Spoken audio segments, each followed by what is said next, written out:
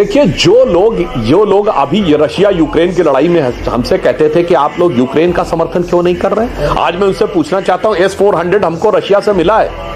अगर हमारे पास S-400 नहीं होता तो ये यूक्रेन का समर्थन करने वाले लोग आज हमको बचाने के लिए आते।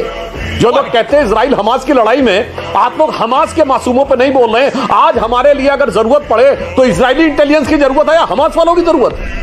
इसलिए इस देश को जरा गंभीरता से सोचना चाहिए। ये जो लोग हैं, मैं पुनः कहना चाहता हूं, ये देश को हर दृष्टि से कमजोर करके देखना चाहते थे। आज मैं चुनौतीपूर्ण ढंग से पूछता हूं, मेरे भाई बोलो, हमास पे ट्वीट करने वालों, गाजा पे ट्वीट करने वालों, ऑल आइज ऑन रफा पे ट्वीट करने वालों, आज हमारे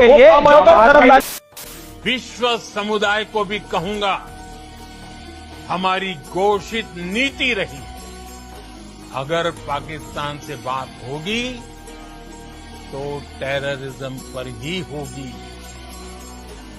अगर पाकिस्तान से बात होगी तो पाक ऑक्युपाइड कश्मीर, POK, उस पर ही होगी।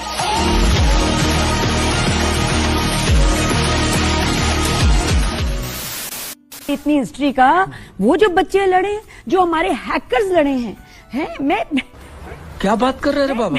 हैकर्स हमारे तो उन्होंने तो बर्बाद कर दिया भाई। वहाँ का 70% बिजली का निजाम हैक कर लिया आपने, वहाँ की जो मेन वेबसाइट्स हैं वो हैक कर ली। इससे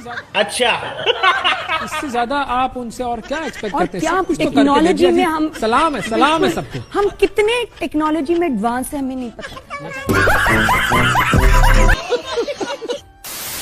सर प्लीज, नहीं बिल्कुल, आप बिल्कुल फौजी हैं सर, आप 4 स्टार जनरल हैं सर, आप 4 स्टार जनरल हैं। मैं कह रहा हूं ना आपसे, आप मेरी रिक्वेस्ट है, मुझे बोलने दें प्लीज। बच्चा फौजी है। बिल्कुल sir, I am very impress sir, जज्बे वाली कौम है, बटन दबाते ही सब फट जाते हैं एक साथ।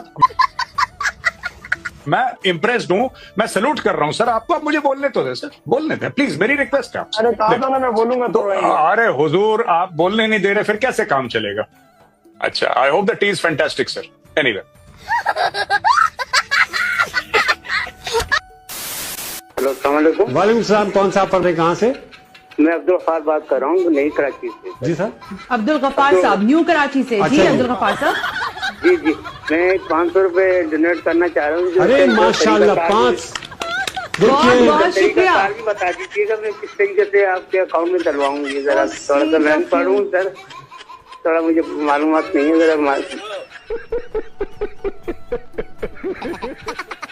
अल्लाह ताला आपको बेहिसाब दे। अब्दुल गफ्फार साहब, मैं PCR की टीम से कहूंगी कि इनको प्लीज फैसिलिटेट करें, तरीक़ेकार बताइए।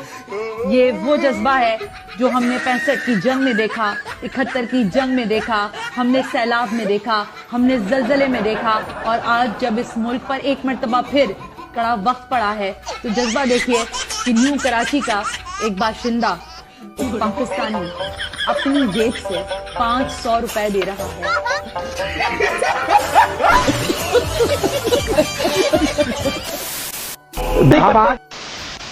आप बताइए, इंडिया के बारे में सुनते आपके दिमाग में पहली चीज क्या आती है? हमारे दिमाग में पहली चीज ये आती है कि हमारा इस्लाम हमें इस चीज की इजाजत नहीं देता कि हम अपने दुश्मनों से भी बुरा सलूक करें। बस हमारी यही है कि हम इस वजह से उनसे इस तरह करते हैं, या वो हमारे साथ कि वो कश्मीर पे बहुत ज्यादा करते हैं, तशद्दुद करते हैं, और वो एक कौम वो ऐसे कि वो बहुत ज्यादा तशद्दुद करती है। अच्छा, आपने ये सब कहाँ से सीखा, कहाँ से सुना?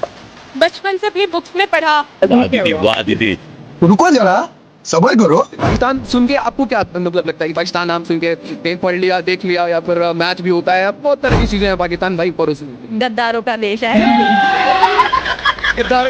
हाँ बिल्कुल है, क्योंकि वो अपने लोगों को सिर्फ यही सिखाते हैं कि हम लोग ये सोचते कि वो एक कंट्री है, हमारी कंट्री, पर ये लोग ये चीज उनको नहीं सिखाते कि इंडिया भी सिर्फ एक कंट्री है। उनको वो यही बताते हैं कि जो हिंदुस्तान के लोग हैं वो दुश्मन है, और जो पाकिस्तानी लोग हैं सिर्फ वही अपने लोग हैं। तो हम क्यों उनको अच्छा बोले जब वही अपने बच्चों को अच्छा नहीं बोलते?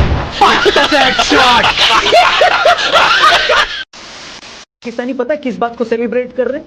वो बेचारे इस पर खुश हो रहे हैं कि उन्हें IMF से $1 बिलियन की भीख मिल गई है। वो इस बात को सेलिब्रेट कर रहे हैं कि भारत उन्हें ये भीख लेने से रोक नहीं पाया। अरे छपरियों, तुम किस चीज को सेलिब्रेट कर रहे हो और अपनी जीत मान रहे हो? भीख मिल जाने को। जितना पैसा तुम दुनिया से भीख मांगते फिरते हो, उतने पैसों का तो चावड़ी बाजार का हमारा एक सेठ पान खा के थूक देता है। इतने पैसों की तो भारत के बच्चे संडे को कुल्फी खा जाते हैं। इससे ज्यादा पैसों की तो भारतीय बहनें करवा चौथ पर मेहंदी लगवा लेती। इतना पैसा तो मुकेश अंबानी ने अपने एक लड़के के शादी छोड़ो संगीत पर खर्च कर दिया है और तुम चिल्लड़ मिलने पर जश्न मना रहे हो। भारत $4 ट्रिलियन की इकोनॉमी है। $4 ट्रिलियन में पता है कितने $1 बिलियन होते हैं? इतना ही बड़ा भारत का शेयर मार्केट है और तुम भारत को चिढ़ा रहे हो कि तुम्हें $1 बिलियन कहीं से भीख में मिल गया। कम ऑन, अपने भिखारी होने पर तुम्हें शर्म नहीं आती तो कम से कम भिखारी होने को अपनी अचीवमेंट मानकर सेलिब्रेट तो मत करो भाई।